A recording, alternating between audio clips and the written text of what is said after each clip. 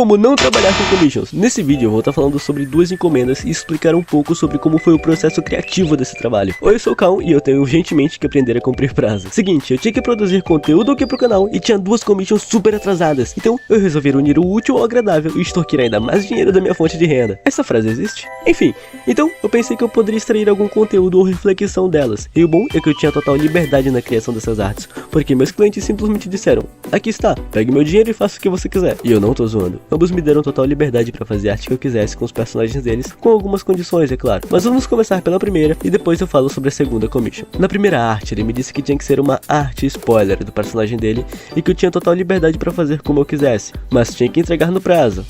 Eu tô levemente atrasado, só pra variar.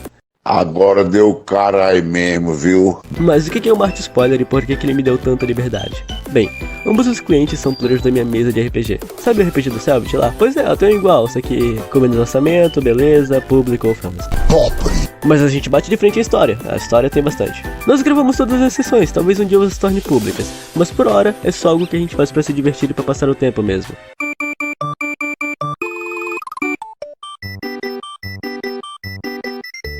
Continuando, eu sempre faço algumas artes, pequenas animações ou sketches dos NPCs pra minha mesa, porque muitas vezes eles são fontes de inspirações e eu preciso de algo que me motive pra ter vontade de estudar. Eu falo bastante disso aqui nesse vídeo sobre bloqueio criativo, então se você tem interesse, vai lá dar uma olhada, eu tenho certeza que você vai gostar bastante e que vai te ajudar. E como eu sempre tava fazendo essas artes e eles conheciam o meu trabalho e sabem de todo o carinho e cuidado que eu tenho pelos personagens deles e pela mesa, eles acabam confiando bastante em mim pra pedirem commissions. E muitas vezes, e com muitas vezes eu quero dizer em quase todas elas, eles pagam adiantadas e só observam o projeto, dando ideias, sugestões e palpites. E não é por um pedido meu, eu sempre digo para eles se sentirem à vontade para pedirem alterações, darem instruções, e que quanto mais detalhadas melhor. E às vezes realmente existem cenas e momentos bem específicos que eles me pedem, mas também existem esses momentos como esse. E foi daí que surgiu as artes spoilers, que são basicamente artes que eu faço envolvendo algum spoiler da mesa junto com os personagens deles, sem contexto obviamente, e aí eles que se virem para decifrar. São artes importantes e de momentos chaves que normalmente ou inevitavelmente vão acontecer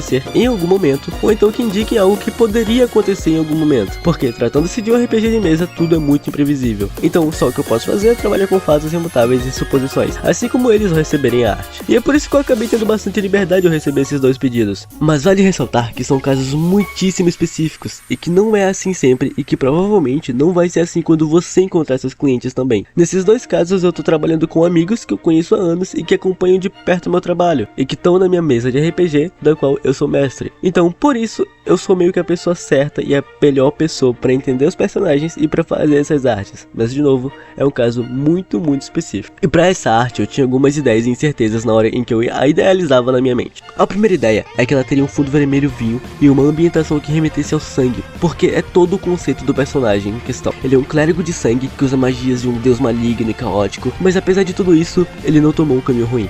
Muito pelo contrário, apesar de usar essa magia negra, ele amadureceu e cada dia mais caminha para se tornar uma boa pessoa, entre muitas aspas. Isso carrega um peso sentimental enorme na história, uma carga emocional enorme, e por isso minha vontade de encaixar o vermelho nessa arte é tão grande. Além de ser a cor mais presente no personagem, é a cor de um sentimento forte. E a segunda ideia tá ligada ao emocional. Como eu acabei de mencionar, esse personagem leva consigo uma carga emocional muito grande, e parte dessa carga é devida a esse NPC, chamado Edward, que curiosamente tem uma semelhança absurda com o Edward de Fullmetal Alchemist. Mas é só uma coincidência. Voltando pro vídeo, o Val, que é o protagonista dessa arte, possui um carinho enorme por esse garoto, que eles conheceram quando o garoto tinha apenas 7 anos de idade, e o Val acaba em algum momento da história viajando no tempo e conhecendo a versão jovem adulto do rapaz, e juntos eles criam um laço de família. Afinal, o jovem perdeu seus pais logo que eles se separaram, e agora o Val é como um tio pra ele, ou até mesmo um pai que ele nunca pôde ter. E são momentos tocantes porque nesse ponto da história, o Val acaba de perder o seu próprio pai, e na mensagem de morte do seu pai, ele diz aí que tinha grandes expectativas no Val, e que só era tão rígido na infância do personagem porque ele via nele o potencial de um rei, de um herói, de um guia. E agora, o Val finalmente pode entender a mensagem de seu pai e sentir o que ele sentiu. E quando eu pensei nessa arte, pensei em toda a história do personagem, dessas questões que envolvem ele, eu imediatamente senti que eu carregava agora o peso de transmitir uma história e sentimentos através de um único desenho. Eu acabei tornando isso uma tarefa terrivelmente complicada, mas eu não conseguia segurar minha empolgação. Outra certeza é que teriam braços de ferro nessa arte. Pra você que não assistiu o anime de Fullmetal Alchemist, o Edward Elric perde seu braço e sua perna e usa auto-meios, próteses mecânicas muito maneiras para substituir seus membros. O Edward do RPG, que obviamente foi bem inspirado, para não dizer que é uma cópia exata do Edward do anime, não perdeu seus membros, e nem é baixinho também. E quem curiosamente acabou perdendo seu braço em uma luta foi o próprio Draconato, que usa esse tipo de prótese de metal em seu braço. E o jovem Edward, ao invés de uma prótese mecânica, ele usa um tipo de manopla ou exoesqueleto dourado que se assemelha muito a uma prótese.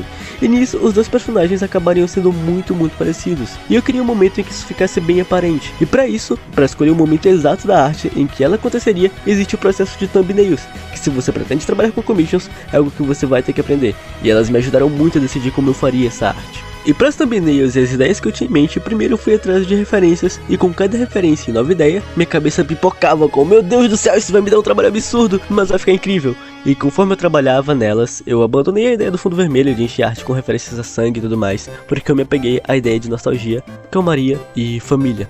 Havia essa segunda thumbnail que basicamente mostrava bem o ciclo e a ligação desses personagens em uma história que envolve viagem no tempo. O fato de que ambos conheceram e tiveram influência na história um do outro.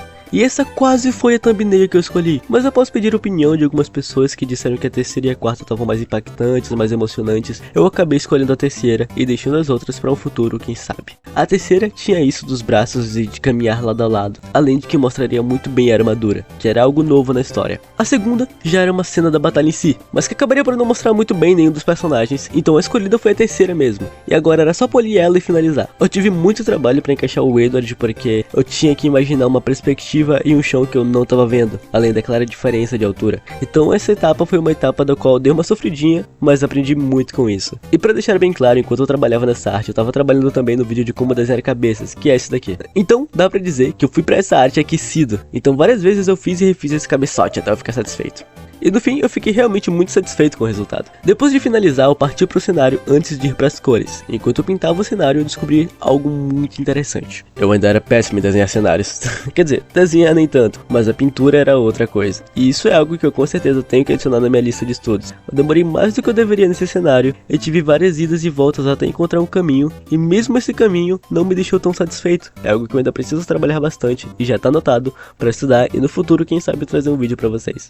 Já indo para as cores base, eu tinha uma ideia, uma boa noção de como seria cada cor. Porém mesmo assim eu me permiti fazer alguns testes e pedir opiniões mais uma vez. Eu escolhi essas cores porque assim ambos os personagens combinariam e teriam uma harmonia entre si. E aí era só pintar, jogar uma luz de sombra, pá, pei, pou, tava pronto. Assim ficou nossa arte final. Eu espero que vocês tenham gostado. E se vocês quiserem um vídeo sobre pintura mesmo, como escolher as cores, entender a teoria das cores, círculo cromático, cores harmônicas, análogos, luz, sombra, reflexão, Ben 10, Omnitrix, pá, pou, pei, comentem que eu trago um vídeo pra vocês sobre. E esse vídeo vai ficando por aqui. Se você curtiu, deixa o like, se inscreve, vê os outros vídeos aqui do canal caso você tenha interesse. E... Mano, peraí. Mano, peraí um pouquinho. Estão te pedindo mais 2 commissions. 2 commissions? É. Não, a próxima vai ficar pra semana que vem. Eu quero trazer sempre um vídeo de tutorial e outro vídeo com outro tema aqui pro canal, pra não saturar vocês também. Então, mais uma vez, beijão, tchau. Mas que moleque, se inscreva no canal, até.